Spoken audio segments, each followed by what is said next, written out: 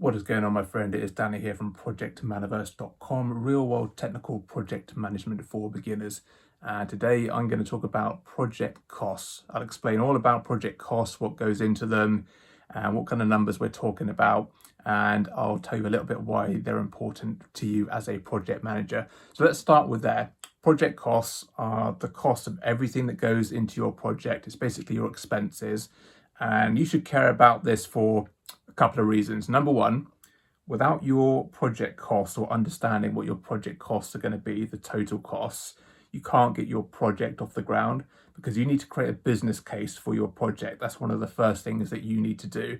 And this business case explains what your project is doing, why you're doing it, and how much it's going to cost. And then the people that will make that decision as to whether you should do the project or not will compare the cost to the benefit you're going to get. Now, if the costs outweigh the benefits, then you might not get away with your project, but sometimes you have to do the project regardless if it's for a legal reason or a mandatory reason, or you need to keep the lights on, as they say, and upgrade a system or keep the system going.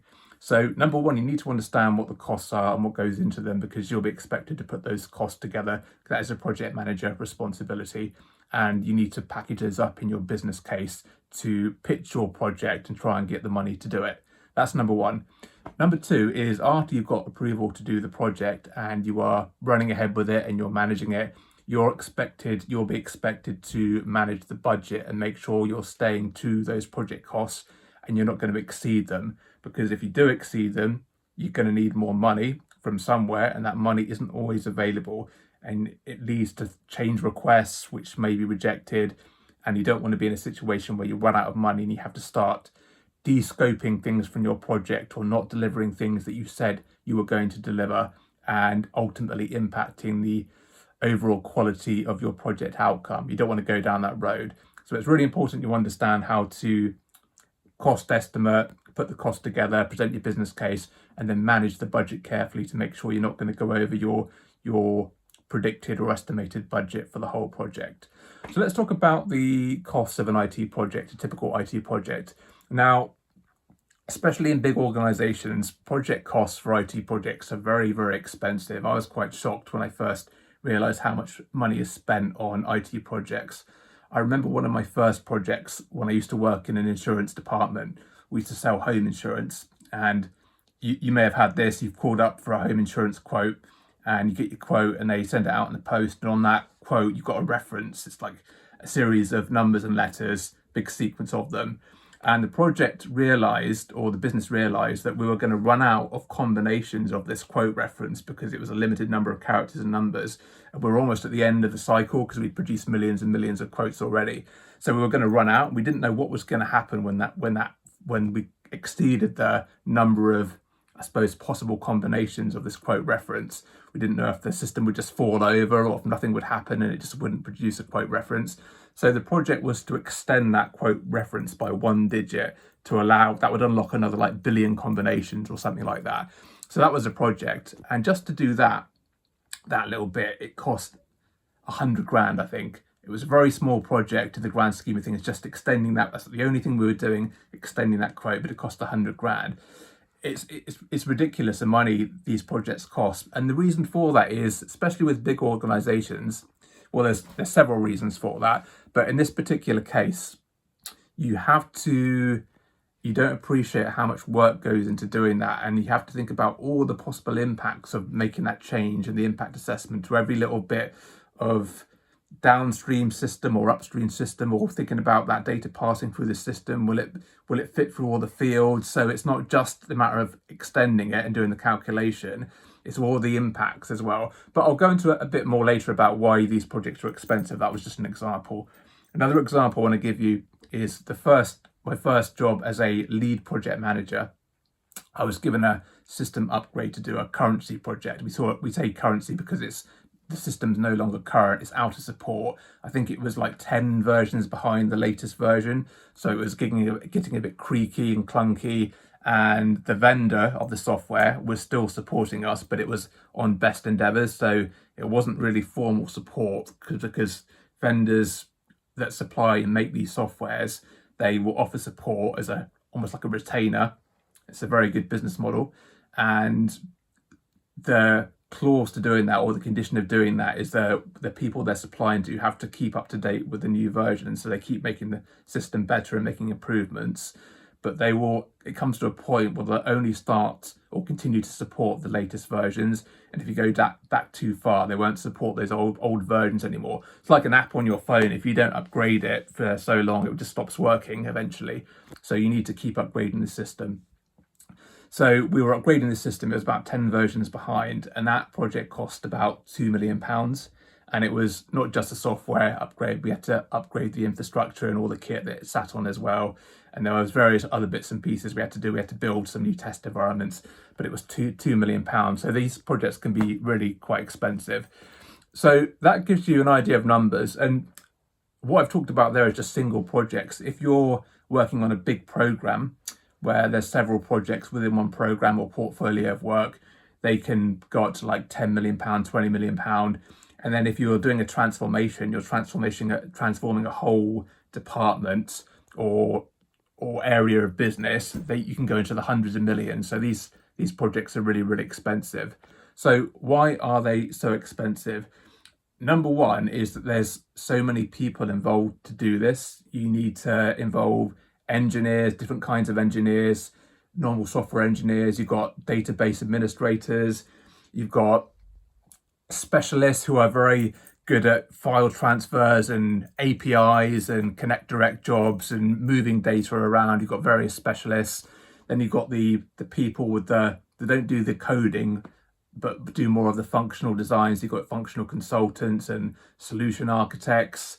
So on the IT side, you've got all that. Then you've got all the management there as well. So you've got the IT project managers or the IT BA people or the IT program managers. You've got all that management overhead there as well. Then on the business side of the project, you've got the project manager, you've got testers, you've got quality assurance, you've got architects, you've got people in the business, you've got your program director. So there's loads of various costs and everything has to be paid for. And the resources can be quite expensive. You're basically paying a daily rate of a salary. And if they're a contractor, contracting rates can be quite expensive as well. So all these costs mount up. And these projects can last between, I say 6 months is probably about quite a fairly quick project for a chunky £1 million project. They usually go 6 months to a year, sometimes longer. And if you have to keep all these people on the project for that whole time, as you can imagine, these costs rack up. And sometimes if you need a certain team, you can't just say, oh, by the way, I need you next week. I can just pay for the hour that you did and that's it. You have to kind of book these resources. So you need to book them for about a month and keep them there. You can't just say, oh, I don't need you anymore. It's too late. You have to, if you book them, you have to pay for them. You have to kind of keep them there. Or if you think you might need them later, you might have to just hold on to them so you have to keep paying them. Otherwise, they'll be off doing something else for someone else, and then you've lost that resource for a while. So those are various reasons. And not just the people, well, as you can imagine, it takes so many people because it is quite complex.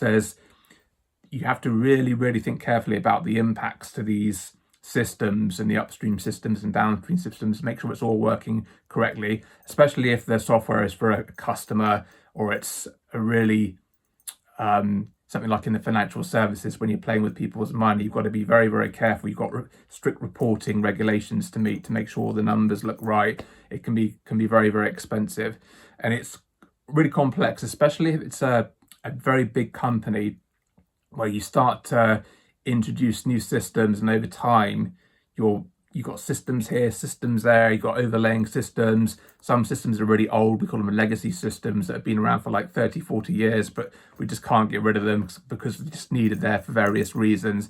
And you've got new systems on top of that, and you've got spaghetti junctions of all this data flowing in and out. The IT landscape of some of these big companies can be very, very extremely complicated and hard to pick through. And then you have, because these companies have been going for so long, and as a general rule, I found companies are not very good at business process documentation, making sure that everything is documented and how it all flows and it's kept up to date. If that gets lost, then not only is it very complicated, no one really knows how it all fits together and how it works. You don't have it documented anywhere, so it takes time to unpick all that. So they can be very complicated, these projects, and it can cost a lot of money. So that's some of the reasons why it is so expensive. As well as that, you've got You've got various deliverables to do, so it's not just the coding. You've got things like, requirements to gather, requirements documents and scope documents and test plans. So impact assessments. There's usually a whole slew and raft of documentation and compliance things you have to work through. Impact assessments for legal reasons and just internal company policy governance, which takes time and resource as well. So it can get quite expensive to do all that, and it just takes time. So those are some of the reasons it gets expensive. So I'll just give you a bit more detail about what goes into the project costs. So I already talked about the resources. That is probably the biggest cost on these projects, paying for people's time. That's probably takes up the bulk of the cost. Next thing is things like hardware. So especially if you're going to have physical servers that you're buying or things like that, all that computer hardware costs money, and that can be quite expensive as well. So that goes into the costs. You might have licenses to pay for to use the software or do the application or some of the techie stuff you're doing. You have to pay for licenses. If a user wants to use it, they might need a license, so that can rack up as well. What other costs? There are things like storage costs, like cloud storage, especially once the program has delivered and your project is going and it's been handed back to BAU. Usually your project is responsible for the first year of those costs, and then it goes just to the usual business as usual cost or the operational costs. So there might be some kind of storage cloud cost that eats up some of your budget as well. Then you've got things like travel costs that cost money. If you have to travel, stay in a hotel, and you take a plane or get on a train, stay in a hotel for a few days, and you're doing that with lots of meetings, because these big projects, you've probably got resources all over the country, sometimes all over the world. If you want to fly them over, that costs money. So they go into the project budget as well. So all those things go into the project costs. So that's probably all I'm going to talk about today. I just wanted to give a general overview about what goes into these technical project costs. In future videos, I'll talk about how to actually estimate for the cost and how to manage the budget and all that good stuff. But that's it for today, and until tomorrow, please take care.